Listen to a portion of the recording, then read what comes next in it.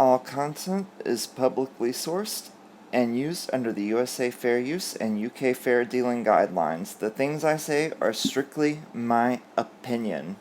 Hello again, you guys. The Bizzy Bee here. I hope you've all had a great Friday so far. Just got off work myself. Don't have to go back till Monday. Very glad about that. I'm just going to take the weekend, relax, enjoy myself. Alright, well, you know what? It's another day, and of course, that bunion on the foot of the royal family herself, Mooching Meg Markle, is back in the news, but that is not a surprise. But before we dive into that, let's have a history minute. This is, if you remember my last video, I did William the First, William the Conqueror. This is his queen consort, Matilda of Flanders.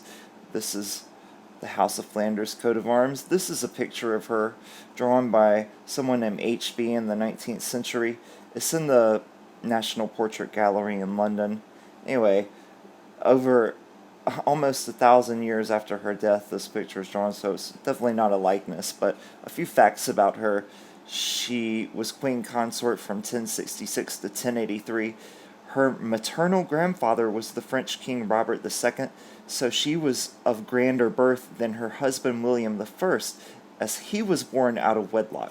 She rejected his first marriage proposal because she thought she was too high-born for him. She was the Queen of England, and she had 9 children, but only one was actually born in England. And she made sure that all her children, even her daughters, were well educated, which is something for 1,000 years ago. Giving a female a good education wasn't thought important 1,000 years ago, as strange as that seems. So it says something about this woman that she put importance on giving her daughters an education. That really says a lot about her. She died from illness on November the 2nd, 1083, around 51 years old. This is her tomb in the Abbey aux Dames in Seine, France. A little bit closer on her tombstone. Anyway, so I wanted to talk to you guys about a little something I saw today. This is a guy named Andy Tillett, and excuse me, this is a guy named Dylan Howard. They have come out with a book about the royals called Royals at War, and it's supposed to be behind the scenes of Megxit, blah, blah, blah, blah, blah. Well, anyway, this Dylan Howard guy, I looked him up and I saw on Wikipedia, it says that he oversaw Us Weekly, OK, Star, In Touch, Life and Style, The National Examiner, RadarOnline.com, The National Enquirer, and its UK edition Globe. He's also done shows for Investigation Discovery, TLC, Reels, and other networks. Alright, and also a little more interesting thing about him, the HW allegations, he informed Harvey about the Rose McGowan sexual harassment claims. You can read it there. And he was also one of the folks trying to, excuse me, blackmail Jeff Bezos back in 2019 with those pictures. So this is a pretty shady character. I imagine if somebody can dig up some dirt, he can, if he got shady pictures on the richest man in the world, Jeff Bezos. This is a book that the two of them have written together, as you can see, about Charles Manson. Alright, so this is the book. It's coming out, I believe, June the 30th. It's, as you see, Royals at War. Dylan Howard with Andy Tillett, a stunning expose, the untold story of Harry and Meghan's shocking split from the House of Windsor. Right, so this is supposed to be shocking tell-all, behind the scenes. So what I've been able to find out about it, it's, like I said, a behind the scenes palace intrigue drama type thing, sometime coming out around the end of June, I believe. Among the topics it goes on to, it's going to delve deeply into the relationship between Meghan and Her Majesty the Queen. The book claims that Her Majesty was Meghan's biggest support and ally within the royal family, but when they first got together and after the marriage, the Queen supported her, wanted to ease her transition into the royal family, but that kind of fell apart when Megxit broke. Everything changed. And the book allegedly contains explosive revelations about HMQ and Meghan Markle's once close relationship, and how when Meghan first came onto the scene, Her Majesty wanted to guide her and ease her into her royal role. The book quotes one palace source as saying, Her Majesty has seen it all and could offer Meghan some helpful advice. Meghan would do well to nurture that relationship and pop over for an occasional tea with the Queen, as you can see there. So, Her Majesty wanted to help Meghan so much that she loaned Meghan her most trusted aide, and Her Majesty even escorted Meghan on her first royal outing after the marriage. Meghan's insistence on going her own way meant that the relationship between herself and the Queen soured. The Queen tried to be understanding, but the departure of H&M from the royal family, that was kind of seen as the final betrayal by the Queen.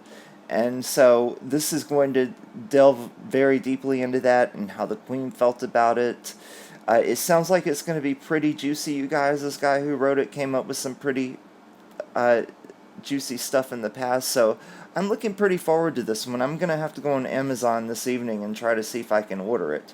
Alright, I just wanted to share with you a couple of things. Don't forget, on Monday I'm going to be premiering my first episode of Meghan Mean Tweets. Alright, I'll be sharing the meanest and the funniest tweets I found about Meghan. And yesterday I did the Yacht Girl Games, a brand new episode. I'm going to be doing one of those every week, so don't forget, I believe I'll be doing those every Thursday, so please tune in. So I wanted to share a couple of things I found on my last video, a couple of comments. Oh my goodness, you see I had to notate here that I really liked this one.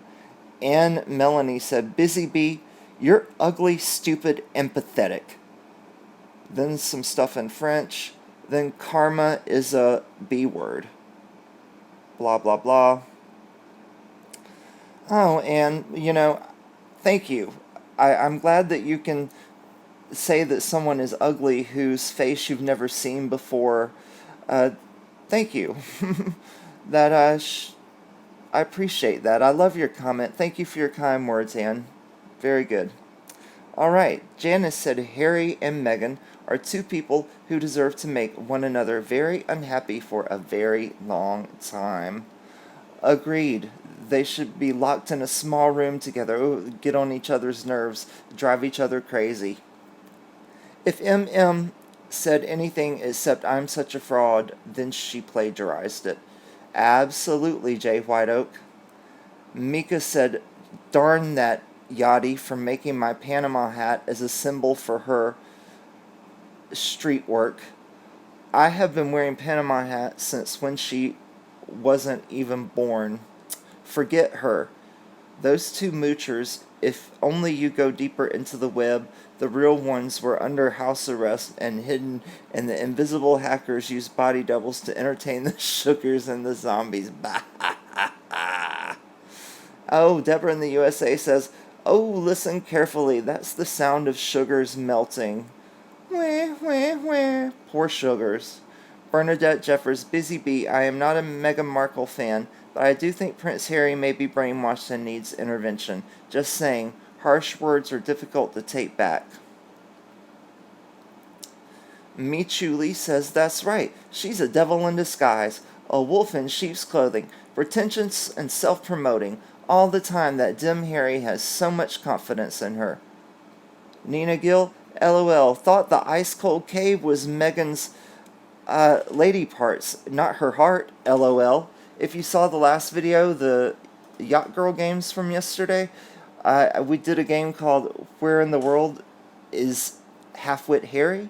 And he was in an ice-cold, dark cave by himself, very lonely, and I said he was in Megan's heart, but our friend Nina here says that could also be Megan's lady parts. Alright, everybody, thank you for watching. I appreciate it. What have we learned today? Well, we learned that Mooching Meg didn't want the Queen's guidance, just her money, jewels, unlimited access to the Queen's homes, etc. Number 2 thing that we learned, after dropping the Megxit bomb, HMQ soured on Megan quicker than 3-day-old fish. Number 3, Anne Melanie thinks that I, someone whom she has never laid eyes upon, am ugly, stupid, and pathetic. Number 4, Panama hats are now associated with women of ill repute thanks to the Duchess of Bunyanville. Number 5, not only is MM's heart an icy cold empty cavern, some of my viewers think a certain other part of her is as well. Alright, you guys, and that book that I discussed, Royals at War, I believe that I'll be buying a copy of that, so I can share it with you guys and we can go over it. It sounds like it's going to be juicy. Alright, so this is another piece of my Royal Doulton collection. This is my Edward VII Royal Doulton jug.